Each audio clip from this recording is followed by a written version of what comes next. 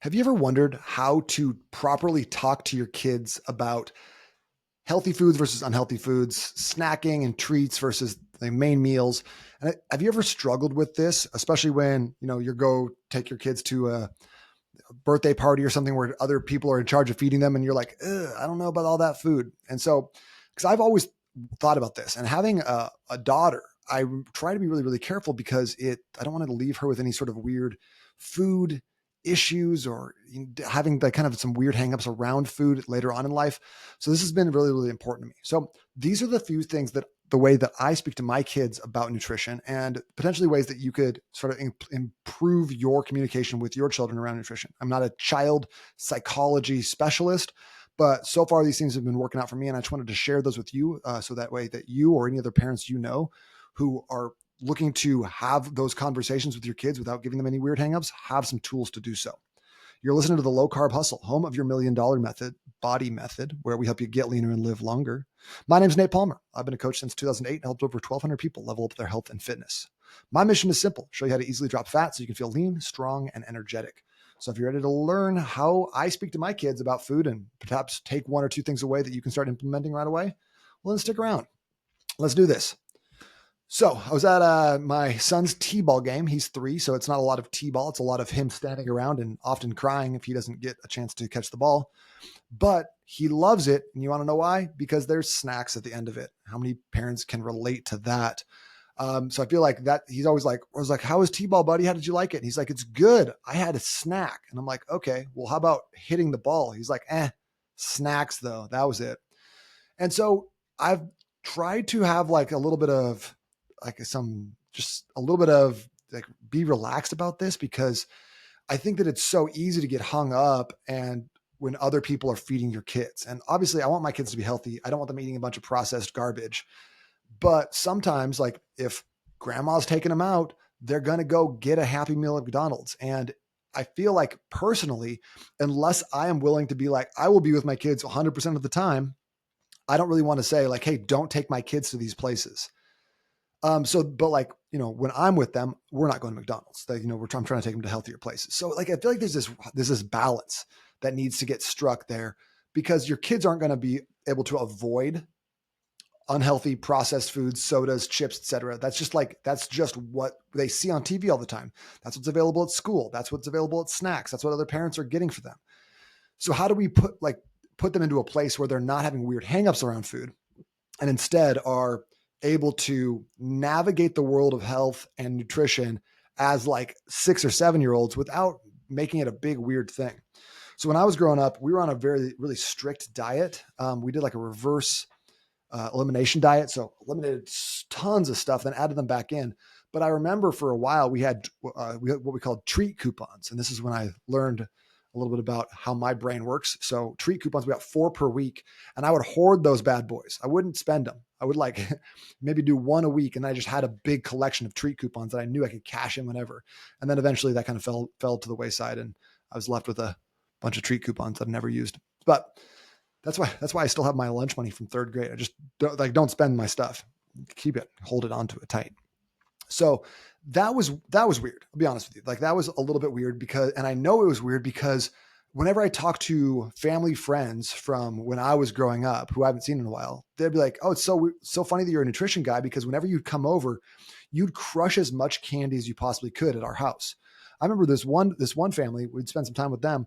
She said you used to make double-decker sandwiches and then ask to bring half of them home to your house. And she was like, I wonder, are you eating at home? But I was doing crazy stuff like cutting open hot dogs, putting those on sandwiches, just like ridiculous. And I don't want my kids to be the weird kids, doing that at other people's houses. So here are a couple different ways that I speak to my children about nutrition. And maybe you can take something away from this. Maybe it's all BS and you don't want to take any of it. That's totally fine as well. But I'll just give you kind of a rundown on what's working for us. Number one is I talk about nutritious and not nutritious. I try to explain this in a simple way that kids understand. So I tell them that like candy, not nutritious. It's not going to help your body. But fruits and vegetables, those are nutritious. They got vitamins, they got minerals. They're going to help our bodies grow strong and big. That's what we want. So I'm always trying to separate them into nutritious versus not nutritious. I really want to avoid moralizing language, not talk about clean foods versus dirty foods, not good foods versus bad foods.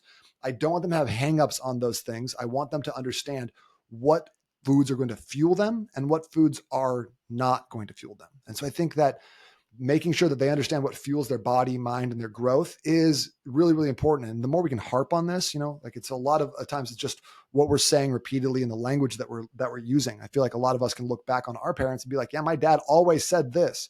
My dad always said, a poor planning on your part does not constitute an emergency on mine. He's always said that. I remember it. That's that's hard and fast. So when someone is trying to merge 3 lanes over, trying to get to an exit, I'm like, sorry, bro, poor planning on your part, So the more we can say things, and especially if we can have I don't want to say sayings or kitschy things, but just repeat the lesson over and over and over and over and over again. That's really important. And one way that we do this is by having core values as our family. So I let the kids try to come up with these, and she go one of our things is Palmers are kind. That's just one of the things that our kids say about our family. So we repeat that. So hey, was it nice that you pushed that boy down? No. Is it what are Palmers? Palmers are kind. Okay. And so we repeat those things over and over and over again. Another way that I like to use language here is I talk about always foods versus sometimes foods. So I try to use that to establish balance, so how always foods, those are supporting your energy, your focus. They're going to make you faster and stronger. And you're going to make you do better at pull-ups and push-ups. You're going to be faster and better at basketball. And then sometimes foods, those are like treats. Those are sometimes for enjoyment. They're not you're not going to not have them, but we're going to have them sometimes, not all the time. So we don't get them every dinner. We don't eat sometimes foods every single day. I think that just makes room for treats without guilt.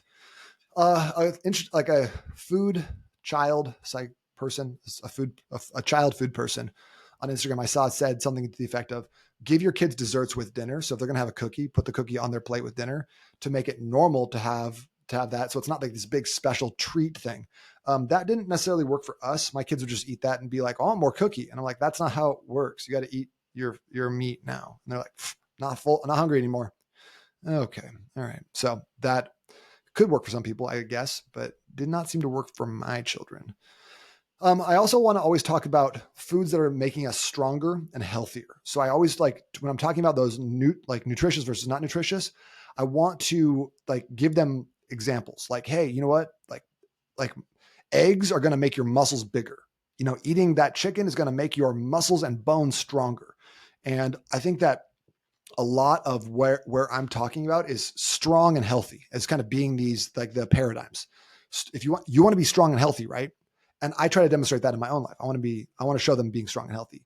So, obviously it's not just about the nutrition. It's about some of those other activities, the working out, the training, the moving, the walking, all those things. But I always want to bring it back to hey, did you see how dad was able to do X? Well, that's because I eat these foods so I can be strong and healthy. And that's the language that I like to use. So I keep trying to show hey, I had this really healthy lunch and look how much weight I was able to lift in the gym today. I'm trying to show them how food impacts energy, growth, strength, and then even being able to play hard. So when my kids are in gymnastics or t-ball or soccer or whatever else, I always try to compare it hey, if you're going to eat those eggs, that's going to give you a lot of energy. You're going to feel really strong when you go play soccer, when you go play basketball, whatever it is. And then I think the last thing is, and we all know this as parents, but modeling the behavior is important because more is caught than taught, show, don't tell, that sort of thing. We hear it all the time. And it's just so much easier to say than it is to do because it's hard to do those things consistently. But it's really, really important because your kids are going to model whatever you do. So if you tell them all the time to eat nutrient dense foods, but you're crushing Cheetos, what are they going to do? They're going to eat Cheetos too. It doesn't matter what you're saying, is what they're watching you do.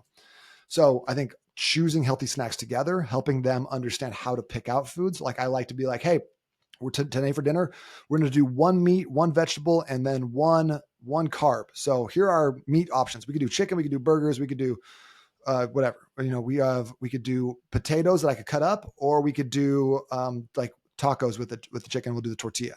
And then do you want the green beans or do you want the broccoli? So giving them some autonomy to help choose some of the foods we're eating.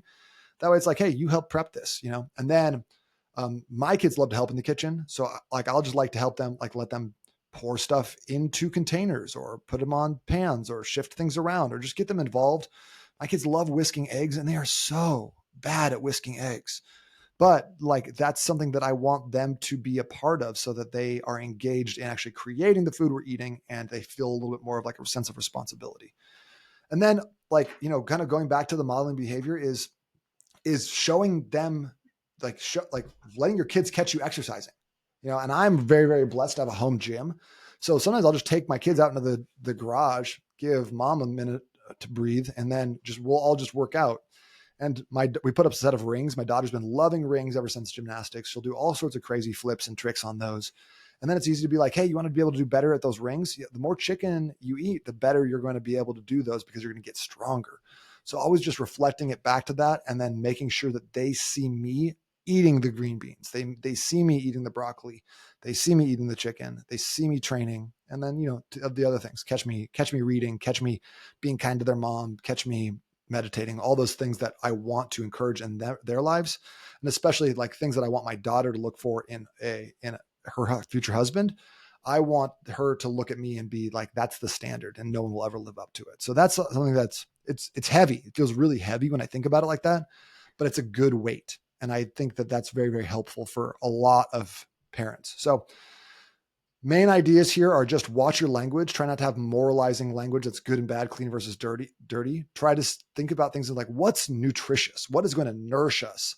What is an always food that we can always eat? My daughter also gravitate towards the term superfood. She loves a superfood. She's like, if cottage cheese is superfood and blueberries is superfood, if we put them together, it's a superfood. I'm like, you're right on. Get it, girl. Talk about being strong and healthy, always making that kind of like the paragon, just like the end all be all. I was like, hey, we want to be strong and healthy, right? Palmers are strong and healthy. Let's get after it with these ways and then model the behavior. And those are things that have kind of worked out well for me and my wife in this. Obviously my kids are not that old yet, so it remains to be seen, but I feel like we're on a good track. I feel like I have a good language to talk about it. And then when my kids have questions about things, I feel like I can answer them in a way that is not like super like moralizing or like we never do that. We're never going to eat cinnamon rolls again, so trying to make sure that they have a good balance, but not necessarily are like anti stuff or are going to discover soda for the first time and be like, oh my God, what have I been missing this whole time? Cause I feel like when you are always like, you can't ever drink alcohol, you can't ever have soda. Like, what are we looking for? Is those things that are off limits. So, and that's how I treat myself too, because I don't want to, I tend to be very, what's the word?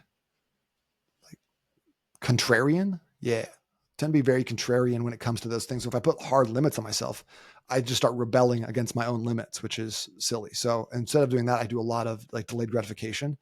Hey, I know you want to eat that pan of brownies, but guess what? We're gonna have a brownie tomorrow. It's gonna be delicious. You're gonna really enjoy it, but we're not gonna have it today. We're gonna have it tomorrow. And that helps my brain quite a bit. So I do the same thing for my kids. So hopefully this has been helpful for you. This is just a couple of things that I've been doing. I'm not an expert, not a pro. I'm new to the whole dad thing. We're working through it together, but I think that potentially this could be helpful for any parents who are looking for language and ways to speak to their kids about nutrition in a way that doesn't polarize them or make it a weird. All right. Have an amazing day. Thanks for listening. Appreciate you.